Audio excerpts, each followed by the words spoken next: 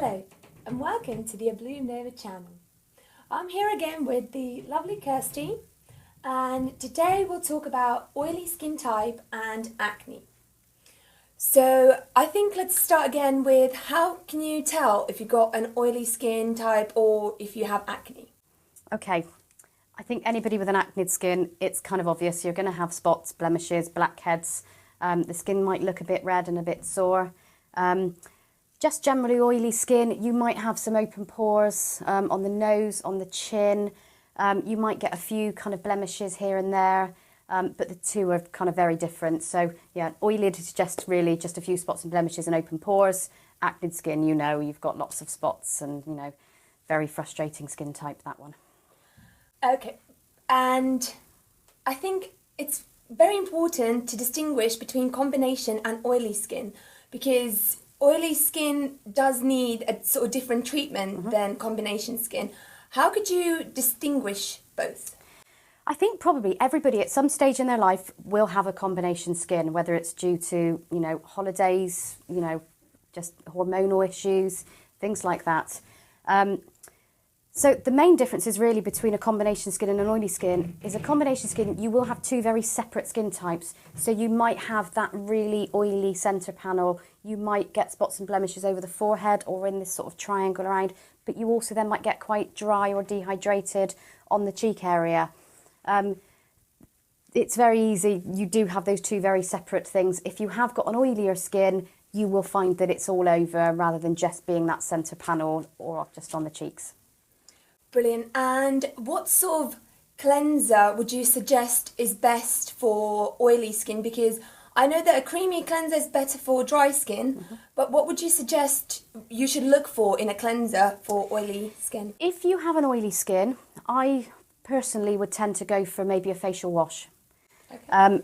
Facial washes always tend to work better on an oilier skin because they will remove that little bit more oil than a creamy cleanser will. Having said that, on an acne skin, I would maybe tend to not go for something that's quite harsh because you want something fairly gentle for an acne skin because you don't want to strip it too much because that can actually aggravate the skin. So, you know, it's trying to find something that your skin likes, and everybody's skin's different. So a lot of it is trial and error. Yeah, of course. And for oily skin or acne skin, would you suggest... because I know for sensitive skin you sort of patch test. If you're trying something new, would you suggest the same thing for oily and Absolutely. acne? Not necessarily for an oily skin, but for an acne skin, because acne skin can react to anything. And again, everybody's different. So it's always a good idea to try a product in a small area first just to see how the skin's going to react. Brilliant. And when choosing a moisturizer, would you say that all moisturizers for oily skin would work for acne skin as well, or should you be careful when choosing moisturizer between the two? Oily and acne skin, they have got a lot of the same characteristics. So, you know, you still need to moisturize an oily or acne skin. It's a big mistake that a lot of people make. They think, my skin's already oily, I don't need to moisturize. You absolutely do need to moisturize. The skin, if you don't moisturize, the skin can actually get a little bit dry, and then the skin will produce more oil, and then you could get more spots. A vicious circle. Yeah, absolutely. So it's a case of just finding maybe a light moisturiser, nothing too heavy, nothing too oily, but maybe sort of more of a hydrating cream, which sounds bizarre on an oily skin or an acne skin, but you know, you don't want to strip the skin too much and produce more oil and produce more spots. Of course. And actually, talking about moisturisers, what would you say is your view about night creams with oily skin? Would you say they are good, or should you sort of stick Again, that can vary from person to person. I have suffered with acne and on oily skin over the years, and I found actually a night cream didn't work for me. I just found it was a little bit too rich for me. Having said that, I've got clients that a night cream works really well because, you know, it has nourished the skin overnight. So that again, little extra boost. That little extra boost, yeah. So for some people, yeah, definitely a night cream is quite important.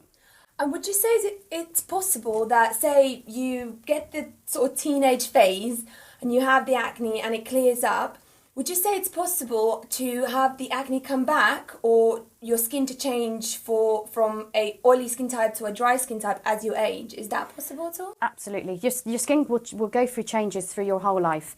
But if you've had acne when you're a teenager, it doesn't necessarily mean you're going to get it when you're older, but you still can. You know, any hormone changes during pregnancy, menopause can have a massive impact on the skin.